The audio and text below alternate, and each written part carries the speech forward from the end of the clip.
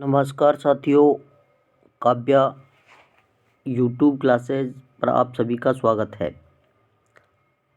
आप सभी से निवेदन है कि इस वीडियो को अधिक से अधिक हिंदी साहित्य के विद्यार्थियों तक पहुंचाएं, जिससे सभी विद्यार्थी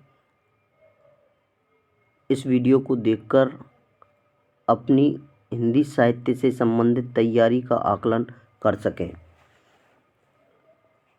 हम इस वीडियो के माध्यम से net, JRF, RS, first grade, second grade, TGT, PGT, LT grade आदि के लिए हिंदी साहित्य के इतिहास आदिकालीन प्रश्नोत्तरी का अध्ययन करेंगे।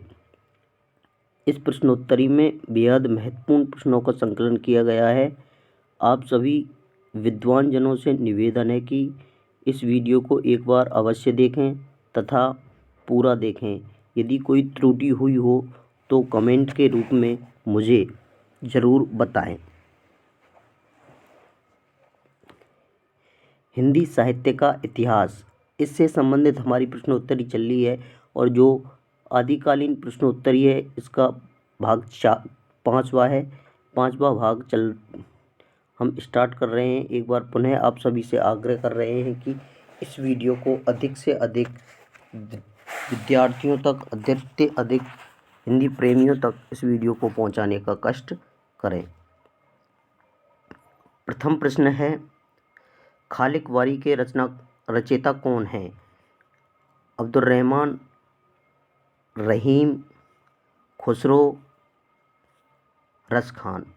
इसका सही उत्तर पहले आप अपनी कॉपी में लिखें, उसके बाद मिलान करेंगे। इसका सही उत्तर है ऑप्शन सी, अमीर खुसरो। ऑप्शन सी, अमीर खुसरो इसका सही उत्तर है। प्रश्न नंबर 2, भविष्यत कहाँ के रचनाकार का नाम बताइए? धनपाल, स्वयंभू, खुसरो, जयेंदु। इसका सही उत्तर पहले तुम अपनी कॉपी में लिखें, उसके बाद सही उत्तर बताएं। इसका सही उत्तर होगा विकल्प ए। विकल्प ए इसका सही उत्तर होगा। भविष्य का जो रचयिता है वह है धनपाल। प्रश्न नंबर 3, प्रश्न नंबर 3 देखें तो खड़ी बोली हिंदी में रचना करने वाले पहले कवि कौन है? विकल्प ए मैथिली शरण गुप्त, विकल्प बी अमीर खुसरो, विकल्प सी अयोध्या सिंह उपाध्याय और विकल्प डी महावीर प्रसाद द्विवेदी। इसका सही उत्तर कॉपी में लिखेंगे, उसके बाद उत्तर का मिलान करेंगे। इसका सही उत्तर होगा विकल्प बी, अमीर खुसरो। अमीर खुसरो इसका सही उत्तर होगा। प्रश्न नंबर 4 की बात करें, इनमें से कौन सा ग्रंथ शिलाओं पर लिखा है? इनमें से कौन सा ग्रंथ शिलाओं पर लिखा है? Option A Prabandha Chintamani, option B Charyapada, option C Ukti Vyakti प्रकरण और ऑप्शन डी रावल वेली। इस प्रश्न का जो सही उत्तर है वह है विकल्प डी। विकल्प डी यानी रावल वेली शिलाओं पर लिखी हुई रचना है। प्रश्न नंबर 5, मैथिली हिंदी में रचित गद्य रचना का नाम बताइए। मैथिली हिंदी में रचित गद्य रचना का नाम बताना है। मैथिली हिंदी में जो मैथिली भाषा है, मैथिली हिंदी में जो गद्य रचना है उस रचना का नाम बताना है। विकल्प ए है वर्ण रत्नाकर, विकल्प बी है प्राकृत पेंगलम, विकल्प बी है राउरकेला और विकल्प डी है पदावली। इसका सही उत्तर बताना है मैथिल हिंदी में रचित गद्य रचना का नाम। मैथिल हिंदी में रचित गद्य रचना का नाम। इसका सही उत्तर है विकल्प बी। विकल्प बी रावल बेल इसका सही उत्तर है। प्रश्न अगले प्रश्न की बात करें, हिंदी साहित्य का आलोचनात्मक इतिहास ग्रंथ के लेखक कौन हैं? विकल्प हिंदी साहित्य का आलोचनात्मक इतिहास ग्रंथ, हिंदी साहित्य का आलोचनात्मक इतिहास ग्रंथ के लेखक कौन हैं? लेखक के बारे में जानकारी देनी है। विकल्प ए में डॉक्टर शिव कुमार मिश्र, विकल्प B doctor Govind Trigunayat, option C doctor Ganpati Chandragupt, option D doctor Ram Kumar Verma. Hindi साहित्य का जो आलोचनात्मक ग्रंथ किसने लिखा? ऑप्शन ए में है doctor Shiv Kumar Mishra, option B doctor Govind Trigunayat, option D doctor Ganpati Chandragupt, option D doctor Ram Kumar Verma. इसका सही उत्तर होगा option D doctor Ram Kumar Verma. प्रश्न नंबर 7, पृथ्वीराज रासो को आप किस वर्ग में रखेंगे? पृथ्वीराज रासो को आप किस वर्ग में रखेंगे? पहला है राजनीतिक महाकाव्य, दूसरा है सांस्कृतिक महाकाव्य, तीसरा है श्रृंगार गाथा और चौथा है वीर गाथा। इसको किस वर्ग में रख सकते हैं, यानी किस वर्ग में रखेंगे? तो आचार्य रामचंद्र शुक्ल के अनुसार इसको हम वीर गाथा वर्ग में रखेंगे, वीर गाथा वर्ग में रखेंगे। प्रश्न नंबर 8, पृथ्वीराज रासो में सर्वाधिक विवादित पक्ष है? ऑप्शन पृथ्वीराज रासो जो ग्रंथ है इसमें सर्वाधिक विवादित पक्ष कौन सा है? सर्वाधिक विवादित पक्ष कौन सा है? इसमें सर्वाधिक जो विवादित पक्ष, ऑप्शन ए भाषिक संरचना, ऑप्शन बी ऐतिहासिक, ऑप्शन सी चरित्रांकन, ऑप्शन डी प्रबंधात्मक। तो इस प्रश्न का जो सही उत्तर होगा, इस प्रश्न का सही उत्तर होगा वह है ऑप्शन बी, यानी हम ऑप्शन बी यानी पृथ्वीराज रासो का जो सबसे अधिक विवादित जो सर्वाधिक सबसे जो विवादित पक्ष है, वह सबसे विवादित पक्ष है उसकी ऐतिहासिकता, यानी पृथ्वीराज रासो की ऐतिहासिकता सर्वाधिक विवादित पक्ष है। अगला प्रश्न देखें हम, जैसे प्रश्न नंबर 9, पाहुड़ दोहा के रचयिता कौन है? विकल्प ए पुष्पदंत, विकल्प बी राम सिंह, विकल्प सी सरैपा, और विकल्प डी धनपाल। तो प्रश्न नंबर 9 का सही उत्तर होगा राम सिंह। प्रश्न नंबर 9 का सही उत्तर होगा राम सिंह। पाहुड़ दोहा जो रचना है, इस रचना के लेखक जो हैं वो कौन है? राम सिंह इस रचना के लेखक हैं। अगले प्रश्न देखें हम, प्रश्न नंबर 10, इनमें से किस रासो काव्य में श्रृंगार की प्रधानता है? इनमें से जो नीचे दिए गए कुछ रासो काव्य हैं, इन रासो काव्यों में ये देखना है कि सबसे ज़्यादा श्रृंगार की प्रधानता किस रासो काव्य में है। श्रृंगार शब्द अशुद्ध है, जो टाइपिंग एरर के कारण अशुद्ध होता है। श्रृंगार शब्द ऐसे शुद्ध लिखा जाता है, श्रृंगार ये ऐसे शुद्ध लिखा जाता है।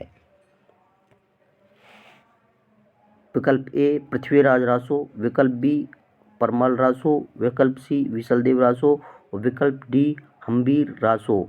तो इसमें जो सबसे ज़्यादा श्रृंगार रस की प्रधानता है वह है विकल्प सी, यानी विशलदेव रासो में। विशलदेव रासो श्रृंगार रस प्रधान रासो ग्रंथ है। प्रश्न नंबर 11, इन इतिहास लेखकों में सबसे प्राचीन कृति किसकी है?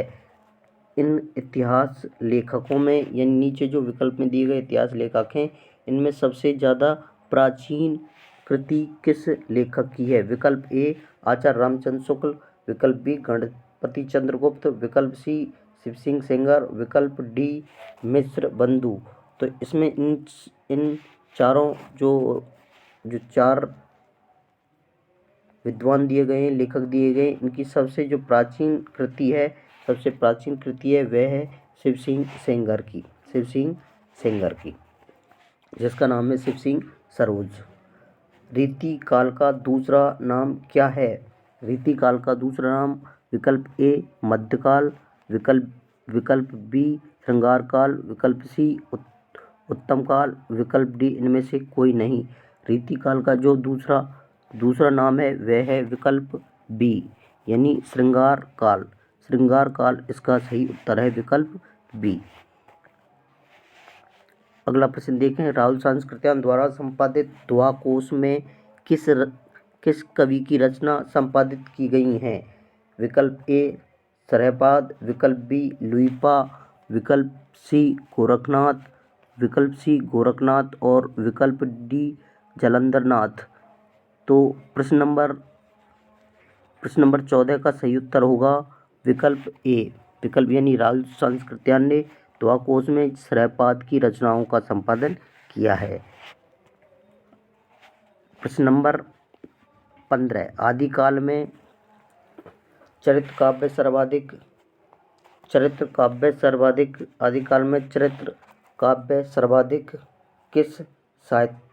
किस साहित्य में रचा गया?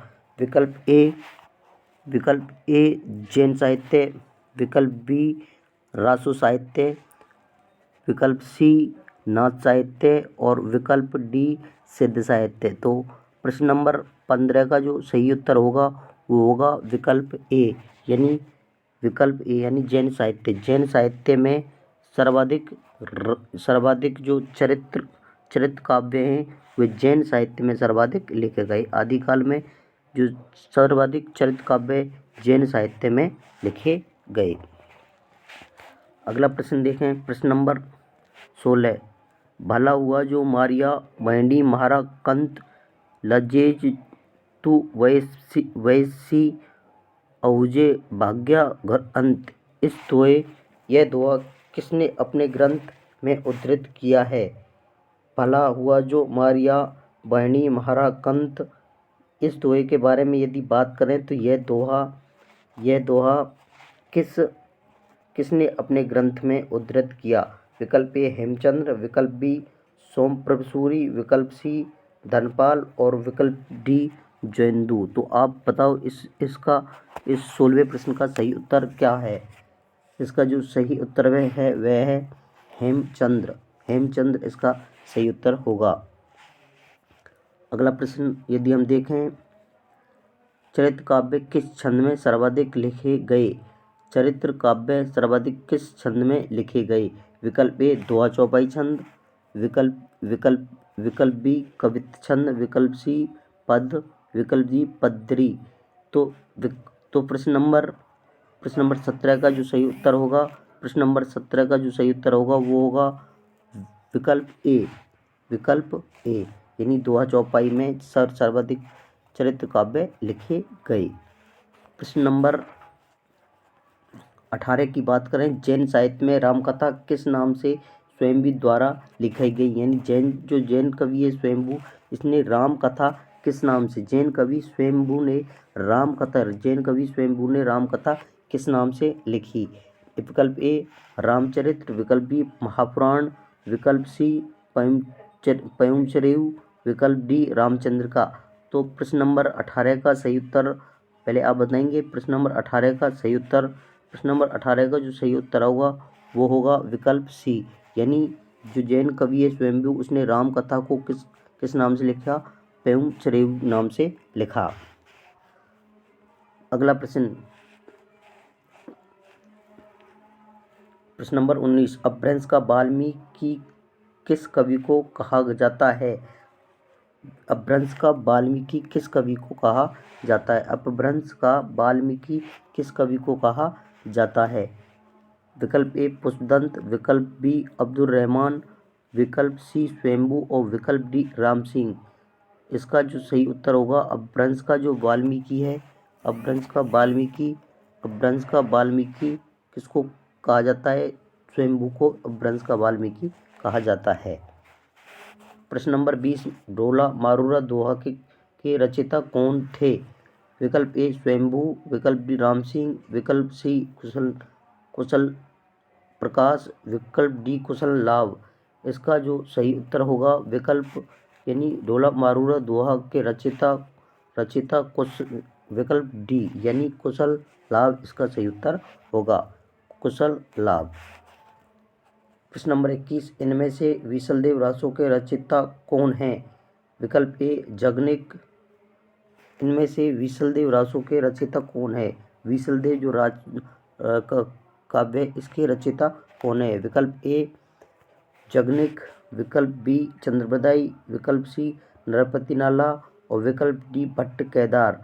तो इसका सही उत्तर होगा यानी जो विशलदेव रासो है, विशलदेव रासो के जो रचयिता हैं वे हैं नरपत सिंह नाला, नरपत सिंह नाला। इसके सही उत्तर होंगे नरपत सिंह नाला। प्रश्न नंबर 22, अवधूत मत किस का पर्यायवाची शब्द है? सिद्ध। विकल्प अवधूत मत, जो अवधूत मत है वह किस शब्द का पर्यायवाची है? विकल्प ए सिद्ध संप्रदाय, विकल्प बी नाथ संप्रदाय, विकल्प सी बौद्ध संप्रदाय, विकल्प डी सूफी संप्रदाय। तो इसका जो सही उत्तर होगा अवधूत मत किसका पर्यायवाची शब्द है? तो इसका जो सही उत्तर होगा विकल्प बी, विकल्प बी इसका सही उत्तर होगा यानी नाथ संप्रदाय, नाथ संप्रदाय। प्रश्न नंबर 23, प्राकृत पेंगलम किस विषय पर केंद्रित रचना है?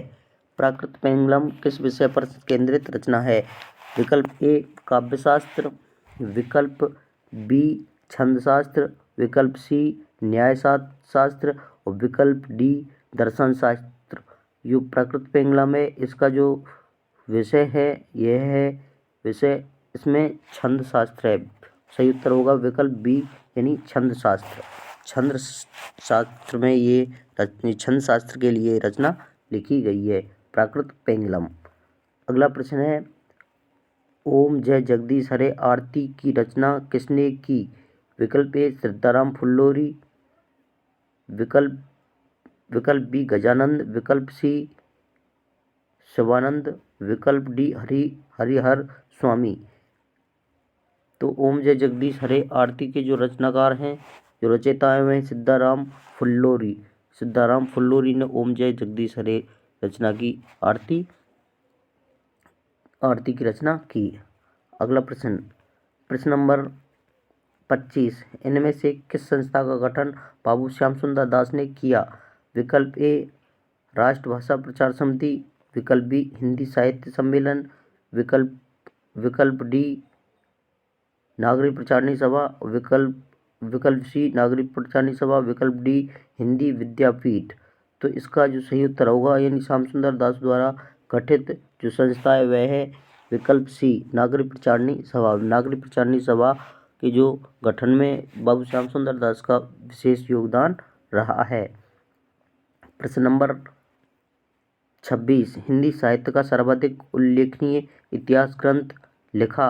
आचार्य चतुर्सेन, आचार्य रामचंद्र शुक्ल, रमाशंकर शुक्ल, विकल्प डी जॉर्ज ग्रियर्सन। तो इसका सही उत्तर होगा आचार्य रामचंद्र शुक्ल।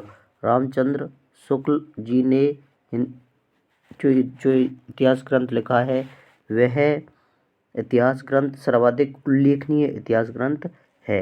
प्रश्न नंबर 27, हिंदी साहित्य प्रश्न नंबर 27, हिंदी साहित्य के प्रारंभिक काल को आदिकाल नाम दिया। हिंदी साहित्य के जो प्रारंभिक काल है, प्रारंभिक काल को आदिकाल नाम किसने दिया? प्रारंभिक काल को जो प्रारंभिक काल है, प्रारंभिक काल को आदिकाल नाम किसने दिया? विकल्प ए मिश्रबंधु, विकल्प बी राहुल सांस्कृत्यायन, विकल्प सी रामकुमार वर्मा, विकल्प डी हजारी प्रसाद द्विवेदी। तो इसका जो सही उत्तर है यानी जो प्रारंभिक काल को आदिकाल नाम हजारी प्रसाद द्विवेदी जी ने दिया और उनका ही मान्य किया गया। अगला प्रश्न है विद्यापति पदावली में किस रस की प्रधानता है?